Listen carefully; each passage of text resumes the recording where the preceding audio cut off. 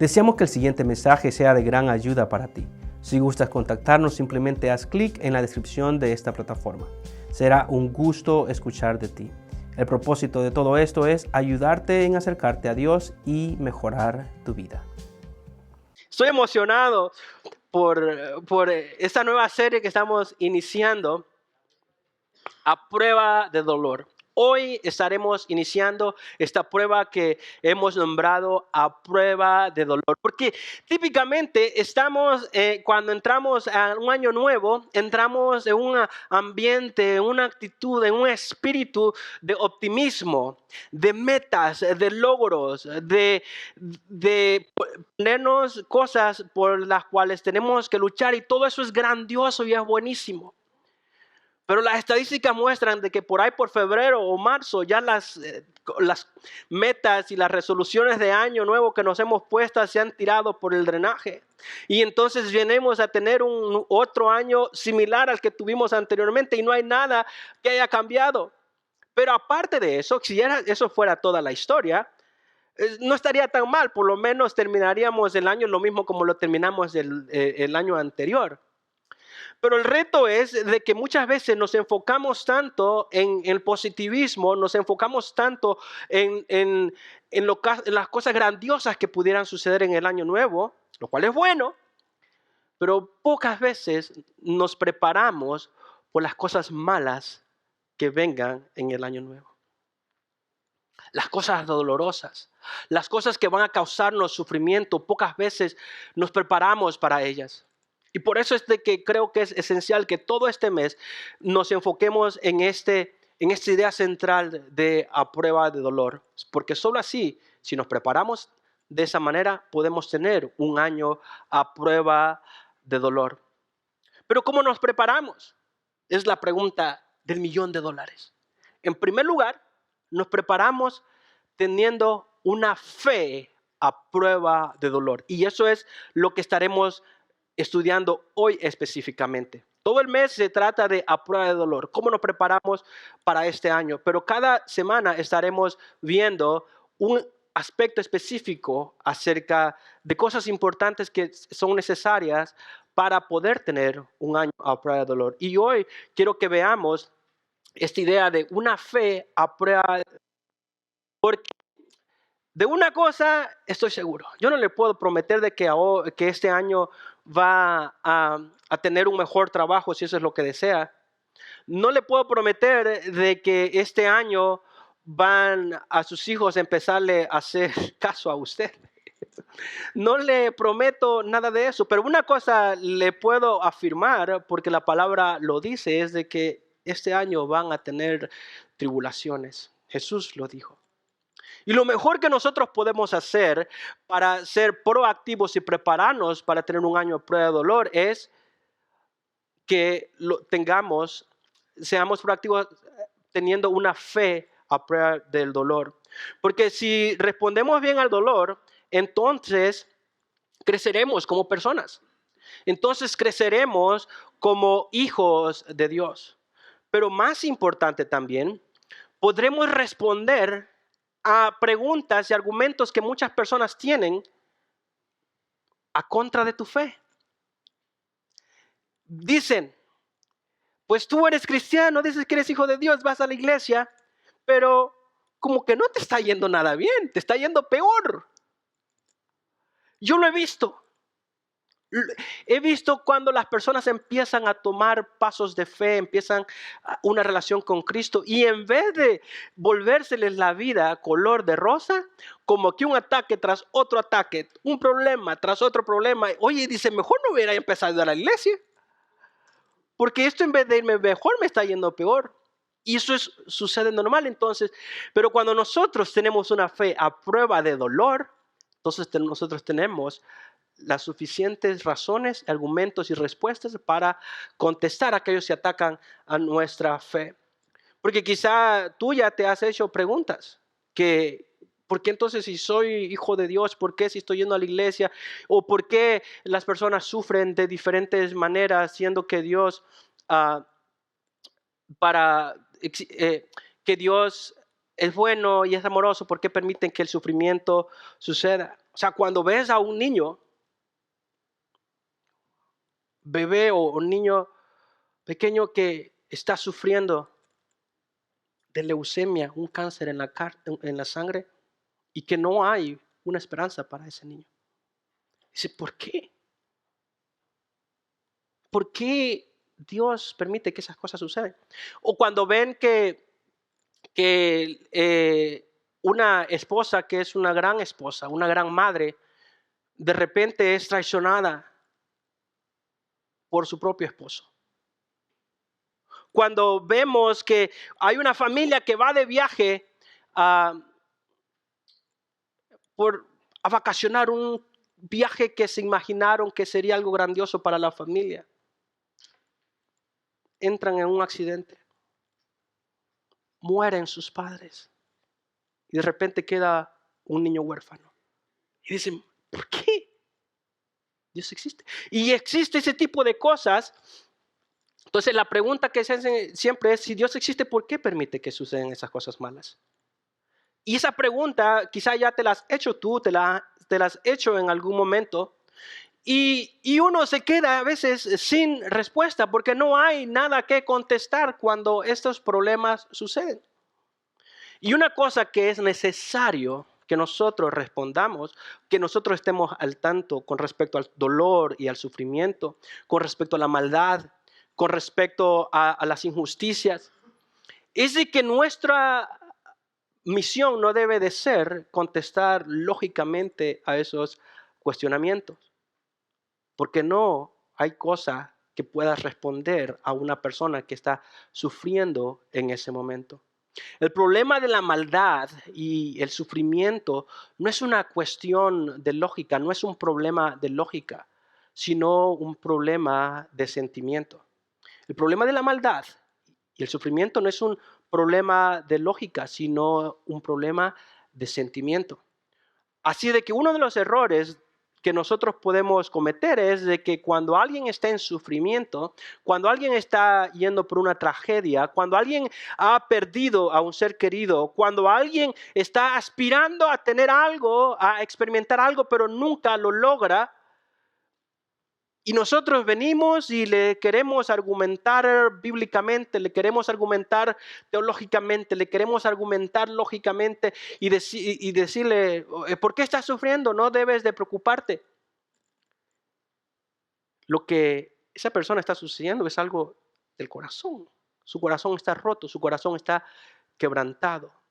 Por ende, es necesario estar consciente en cómo podemos prepararnos con respecto al sufrimiento. ¿Y por qué digo que no es una cuestión lógica?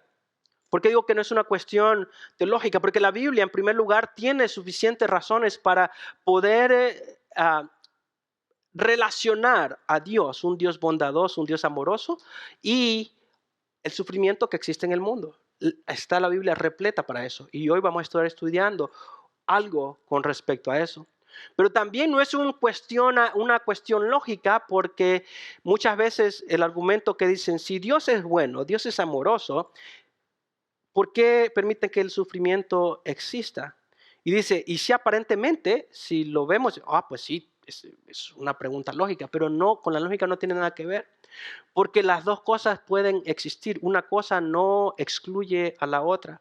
Decir que solo porque Dios existe no debe de existir el sufrimiento es como decir, se le voy a poner otro ejemplo. Un ejemplo más práctico que nosotros podemos comprender es decir que ¿por qué hay maldad en el mundo si existe Dios? Es como decir, ¿por qué los carros se dañan si existen los mecánicos? ¿Verdad que suena absurdo? Porque es que de alguna manera tenemos una idea errónea de Dios y del sufrimiento. Porque es una cuestión sentimental, no es una cuestión lógica. Si decimos de que por qué los carros se dañan si hay mecánicos, dirían, no, pues no tiene nada que ver. El mecánico existe por sí mismo y los carros se dañan por sí mismos, no tienen nada que ver con la otra. Una pregunta más válida y más lógica sería, ¿qué tan útil son los mecánicos si es que los carros se dañan?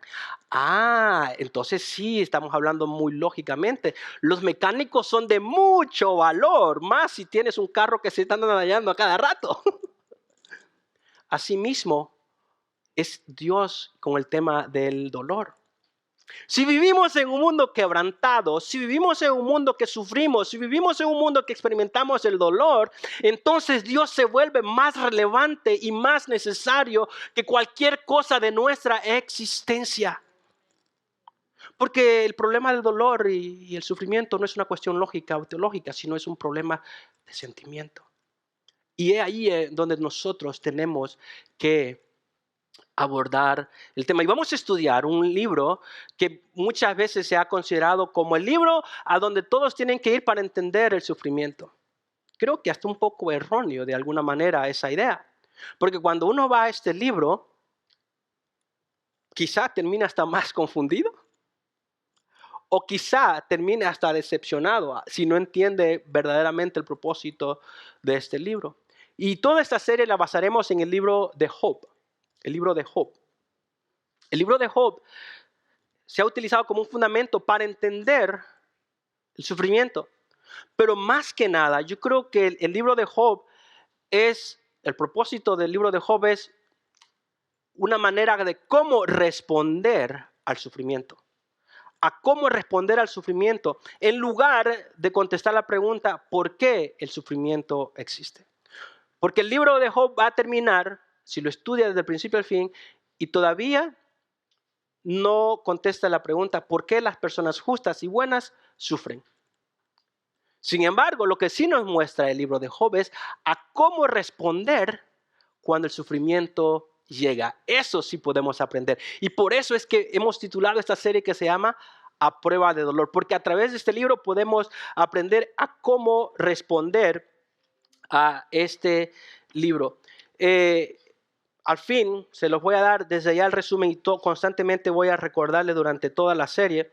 El libro de Job es un libro completo en cómo, tratando de contestar la pregunta por qué el justo o las personas buenas sufren, pero al fin y al cabo lo que muestra el libro es de cómo nosotros podríamos responder al sufrimiento y al dolor.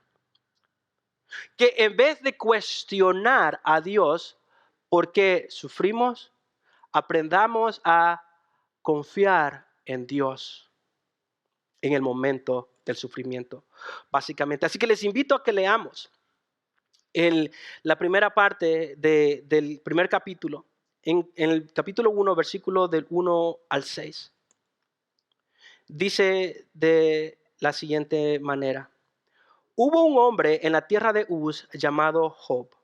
Aquel hombre era intachable, recto, temeroso de Dios y apartado del mal. Le nacieron 7 hijos y 3 hijas. Su hacienda era de 7,000 ovejas, 3,000 camellos, 500 yuntas de bueyes, 500 asnas y muchísima servidumbre. Aquel hombre era el más grande de todos los hijos del oriente. Sus hijos acostumbraban a ir y hacer un banquete en la casa de cada uno por turno, e invitaban a sus 3 hermanas para comer y beber con ellos. Cuando los días del banquete habían pasado, Job enviaba a buscarlos y los santificaba, y levantándose temprano ofrecía holocaustos, conforme al número de todos ellos, porque Job decía, quizá mis hijos hayan pecado y maldecido a Dios en sus corazones. Hay muchas cosas solo en estos 6 versículos, porque en estos versículos podemos observar que Job primero era un hombre rico. Job era un hombre que tenía 10 hijos, tenía 7 varones y 3 hembras, pero que como él no había nadie en todo el oriente. Pero también nos muestra desde el principio de que Job era una persona justa delante de Dios. Dice, era un hombre intachable, recto, temeroso de Dios y apartado del mal. Esa es la descripción que la Biblia le da a Job. Entonces, Job estaba viviendo su mejor vida, básicamente. A Job no le faltaba nada. Tenía una familia ejemplar. Tenía todo lo que se imaginaba. Tenía una vida espiritual algo envidiable. Tenía hijos que disfrutaban juntos e invitaban a otras personas. Pero algo sucedió. Y eso es el primer principio que nosotros podemos aprender de la vida de Job. Y es este: la tranquilidad del presente no detiene la adversidad del futuro. La tranquilidad del presente no detiene la adversidad del futuro. Así de que, si estamos viviendo un año excepcional hasta el día de hoy, en la primera semana, esa tranquilidad no detiene que puedas experimentar adversidad en el futuro. Porque eso es lo que Job experimentaba. Tenía una tranquilidad en todos los aspectos, pero la adversidad llegó. Pero sigue diciendo la historia. El verso 6 en adelante. Un día, cuando los hijos de Dios vinieron a presentarse delante del Señor, Satanás vino entre ellos. Y el Señor preguntó a Satanás: ¿de dónde vienes? Entonces Satanás respondió al Señor: de correr la tierra y de andar por ella. Y el Señor dijo a Satanás: ¿te has fijado en mi siervo Job? Porque no hay ninguno como él sobre la tierra. Es un hombre intachable y recto, temeroso de Dios y apartado del mal. Otra vez lo describe de esa manera. Satanás respondió al Señor: ¿acaso teme Job a Dios de balde? ¿No has hecho tú una valla alrededor de él, de su casa y de todo lo que tiene por todos los lados? Has bendecido el trabajo de sus manos y de sus posesiones. Ha aumentado en la tierra. Pero extiende ahora tu mano y toca todo lo que tiene. No te maldice en tu misma cara. Entonces el Señor dijo a Satanás: todo lo que él tiene está en tu poder, pero no extiendas tu mano sobre él.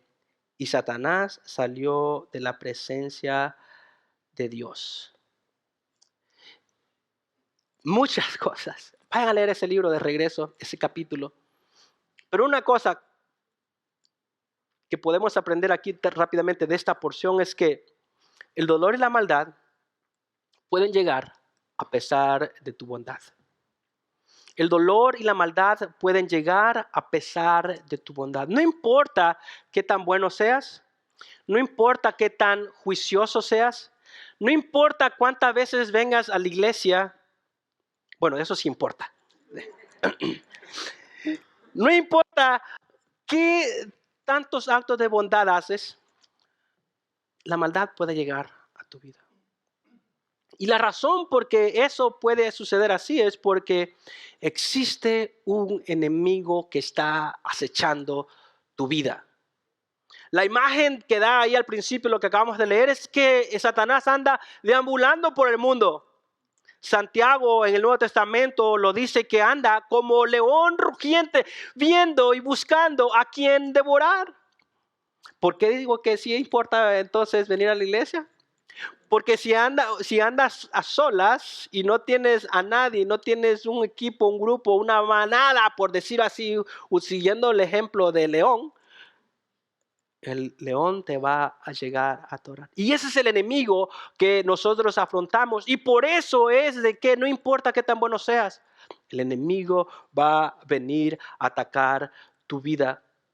Pero la gran noticia que nosotros encontramos y en medio de este mensaje, que tal vez de alguna manera lo estás sintiendo como que, oye, yo vine a la iglesia para que me animaran, no para decirme que iba a venir a la maldad a mi vida. Esa es la mejor manera de prepararte. Y esto es lo mejor que puedo hacer para ti.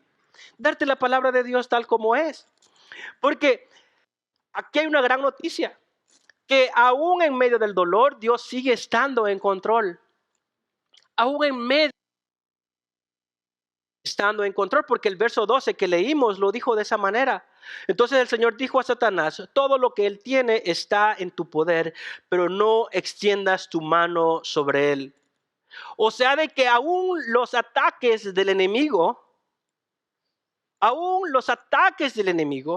las pruebas que llegan a tu vida, aún la pérdida de tu trabajo, aún los pleitos que tienes entre tú y tu pareja, tú piensas que es tu pareja el culpable. Es el diablo. A veces, pero a veces sí es tu pareja.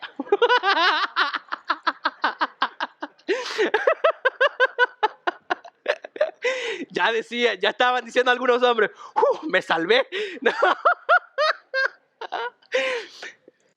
A veces nosotros pensamos de que cuando nosotros tenemos conflictos, experimentamos y todo eso, buscamos un culpable.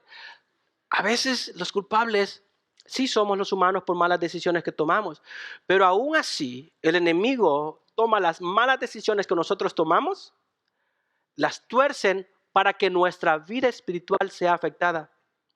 Porque como vivimos en un mundo quebrantado, vivimos con relaciones y personas quebrantadas, eso va a venir. Vamos a tener dificultades. Pero eso no quiere decir que tu fe sea afectada. Porque el enemigo lo que afecta y lo que atacó fue la relación entre Dios y Job. Eso es lo que el enemigo va a atacar. Y para atacar eso, entonces va a atacar las cosas a tu alrededor. Para entonces atacar tu fe. Las tribulaciones, problemas, dolores, sufrimientos van a venir a tu vida. Eso no hay duda. Pero eso es parte de esta vida. Si tu fe es inquebrantable, todo eso va y viene. Todo eso va y viene. Tu vida no va a tambalear. Ninguna área de tu vida va a ser afectada porque tu fe no ha sido quebrantada. Sin embargo, Satanás va a seguir atacando. ¿Y saben qué? Satanás atacará a lo que más amas para destruir tu fe en quien más te ama. Yo no sé qué es lo que tú más amas.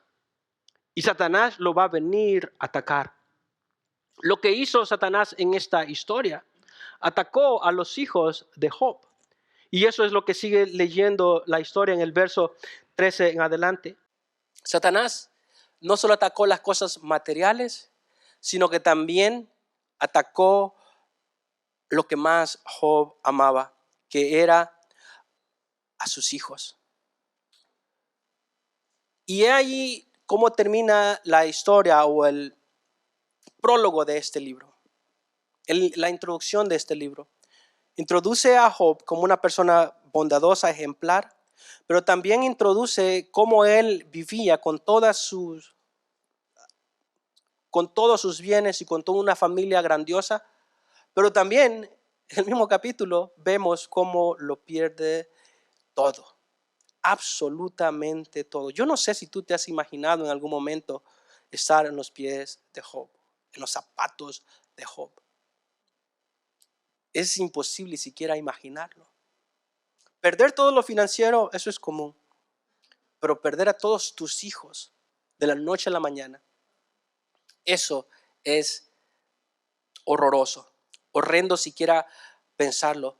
Pero el 20 y el 21, cómo contesta Job, es una manera como nosotros podemos aprender a responder al dolor. En el verso 20 y 21 él dice: entonces Job se levantó, rasgó su manto y se rasuró la cabeza y postrándose en tierra y adoró.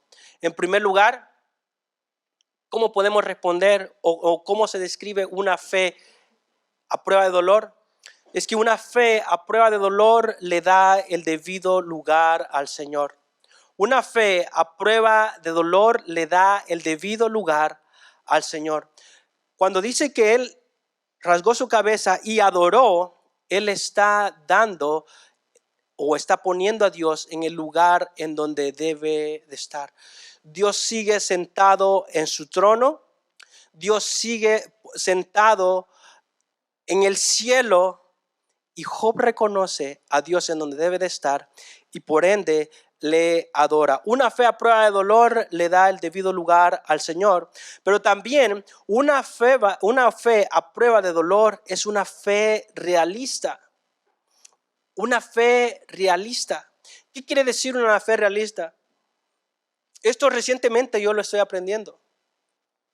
Hay una gran diferencia entre una fe realista o sea, una fe basada en lo que la vida verdaderamente es y en lo que la Biblia enseña, y una fe presuntuosa. Una fe presuntuosa es aquella de que simplemente porque tú eres hijo de Dios, todo te debe de ir bien. Eso es presumir. Job no presume. Y porque él dice, desnudo salí del vientre de mi madre y desnudo volveré allá. No puede ser más realista que eso.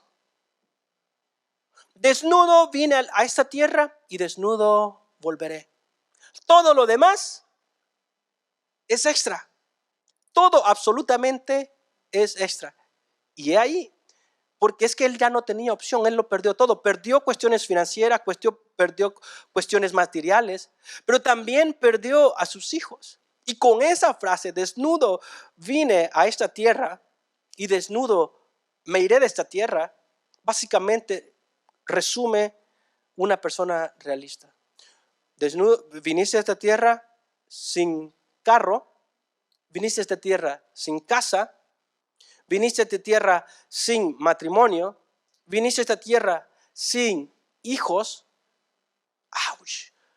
Viniste a tu tierra sin todas las cosas que pudieran ponerte o darte felicidad. Y Job dice, y sin nada de eso, me voy a ir. Esa es una fe realista, pero también es una fe a prueba, una fe a prueba de dolor. No asume ni da por sentado las cosas. Una fe a prueba de dolor no asume ni da por sentado las cosas. ¿Qué quiero decir con eso? Una persona que asume o da por sentado las cosas es que piensas de que porque confías en Dios, puedes hacer básicamente, emprender cualquier cosa y solo porque confías en Dios vas a hacer y vas a tener éxito en todo lo que tú hagas. De hecho, nosotros entramos a este año asumiendo eso. Este año va a ser tu año. Amén, digamos amén. Eso es bueno, confiando en Dios. Pero si pensamos de que no tendremos tribulaciones, entonces estamos asumiendo más de lo que la Biblia dice. No podemos dar por sentado de que tu salud va a mantenerse así como cuando tenías 20 años. No puedes dar por sentado de que tus hijos no van a sacar una colita por ahí. ¿Sí me entienden? No puedes dar por sentado de que tu jefe le sigues cayendo bien. No puedes dar por sentado eso. Eso es una fe presuntuosa, pero una fe que no asume, sino que una fe que está basada en lo que la Biblia enseña. Entonces nosotros podemos tener una fe a prueba de dolor. Si quieres tener una fe a prueba de dolor, entonces no asumas que las cosas te van a salir fácil de aquí en adelante. Sí, casi siempre cuando una persona se empieza a comprometer más con Dios, empieza a tener luchas y batallas. Por ende, no debemos de asumir. Pero también una fe a prueba de dolor reconoce la soberanía de Dios. Y soberanía de Dios, eso es una palabra de $2 por lo menos. ¿Qué significa la soberanía de Dios? Y hay muchos pastores y videos que van en las redes sociales, en YouTube, hablando acerca de la soberanía de Dios. Y muchas veces se habla de la soberanía de Dios como algo que muchas veces no es lo que la Biblia enseña. Una idea errónea de la soberanía de Dios es de que Dios es quien actúa, genera y acciona absolutamente todo en nuestras vidas y en nuestro entorno. ¿Han escuchado esa idea? Lo que lo escuchamos absolutamente y es tan común.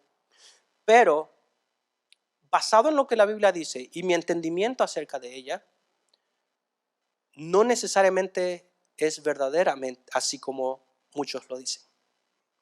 Porque los que hablan de la soberanía de Dios enseñan que aún el mal que tú estás experimentando es causado por Dios.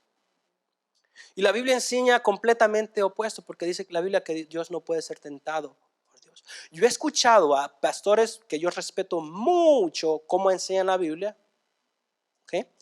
Los respeto mucho, pero dicen que hasta las partículas que vuelan en el viento, ¿ves cuando las luces y hay polvo en la calle, ves las luces y las partículas? Hasta esas partículas el Señor las controla. ¿Puede el Dios controlarlo? Claro que sí. Dios ha puesto leyes naturales en lugar, o sea, ha establecido leyes que todo fluye naturalmente y Dios supervisa o soberanamente controla de que lo que Él desea se haga. Eso es la soberanía de Dios. Dios es soberano en el sentido de que todo lo que Él desea que suceda va a suceder. Pero es diferente decir que la soberanía de Dios quiere decir que Él es que causa. He escuchado esto de pastores, grandes maestros, que aún las malas decisiones que tú tomas son parte del plan de Dios. Las he escuchado yo y escuchamos a estos predicadores muchas veces. Las malas decisiones, de nuevo, Santiago enseña de que somos tentados. ¿Por qué? La inconcupiscencia. Bueno, no voy a decir esa palabra. Porque somos pecadores. Por eso es que tomamos malas decisiones. La soberanía de Dios quiere decir de que a pesar de tus malas decisiones, Dios va a sacar el mejor provecho a lo que está sucediendo. Lo que la soberanía de Dios es de que a pesar de que pierdas todo lo que tú amas, Dios va a sacar provecho. A pesar de que la persona te maltrató, te golpeó, tuvo algo contra de ti, Dios va a hacer el propósito en tu vida. Eso es lo que la soberanía de Dios significa. Y esto es mucho más complejo porque lo es sobresimplificado, pero una fe a prueba de dolor reconoce la soberanía de Dios. Y eso es lo que Job dice en esa frase: Jehová dio, Jehová quitó. Habla de la soberanía de Dios, que Él puede hacer lo que se le antoje. Eso es lo que quiere decir. Dios puede dar y Dios puede quitar. Pero Dios no es culpable y no está actuando para que tú vivas miserablemente. No es así. Dios te ha dado capacidades y Dios ha puesto leyes naturales para que puedas gobernar, porque en Génesis lo vimos en una serie completa acerca de eso, para que puedas liderar, para que puedas crear, para que puedas producir. Todo eso Dios lo ha dado para que lleves a cabo su propósito. Una cosa más. Una fe a prueba de dolor trasciende circunstancias. Una fe a prueba de dolor trasciende circunstancias. ¿Qué quiere decir con eso? Es de que no importa lo que experimentes en tu vida, no importa lo que pierdas, no importa lo que obtengas, no importa lo que se te vaya, no importa absolutamente nada, tu fe es a prueba de dolor. Porque no está basada en tus circunstancias. Porque noten cómo concluye esta última frase. Dice, en todo esto, ¿a qué se refiere en todo esto? En todo lo que experimentó.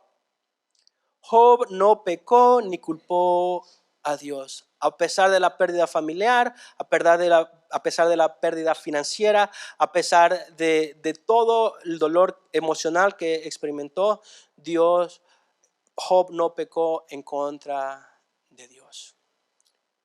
Esas son las cualidades de una fe a prueba de dolor, basado en el capítulo 1, 20 al 21. Y me gusta siempre terminar con una frase que pueda resumir absolutamente todo lo que acaba de enseñar. Y es esta.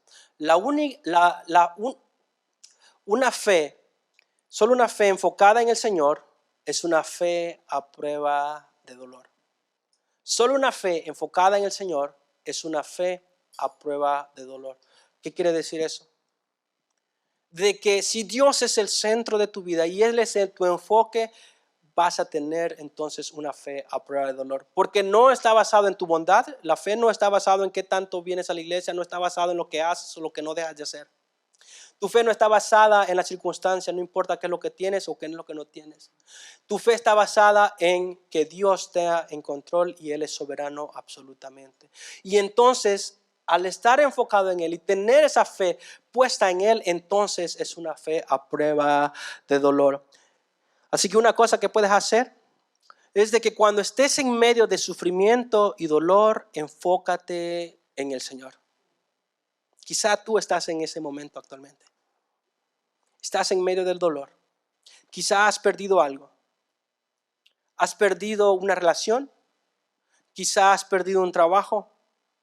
Quizá has perdido dinero. Quizá has perdido algunas cosas que valorabas y que amabas grandiosamente y que te sientes triste, te sientes agobiado. Pero si te enfocas en el Señor, no solo tendrás una fe a prueba de dolor, sino que tendrás la fortaleza para seguir adelante. O quizás no estás ahí tú ahorita, pero sí va a llegar en ese momento. Y recuérdate de este primer servicio de Año Nuevo. Recuérdate lo que acabas de aprender. De que cuando venga el sufrimiento, venga el dolor, enfócate en el Señor. Que cuando venga el sufrimiento, en vez de huir de Él, corras hacia Él. Que en vez de cuestionar a Dios, confíes en Dios. Que en vez de dudar de Él, vayas y trates de adorarle a Él. Esa es tener una fe a prueba de dolor. Y si nosotros tenemos una fe a prueba de dolor, entonces podemos prepararnos mejor cuando este año nos tire obstáculos, nos tire barreras, nos tire retos, nos tire conflictos. Gracias por escucharnos hoy. Esperamos que lo que aprendiste sea de gran utilidad. Solo aplicando lo que aprendemos es como crecemos. Te animamos a que busques una iglesia en donde congregarte y también nos encantaría conectar contigo. Haz clic en la descripción de esta plataforma para contactarnos. Hasta la próxima.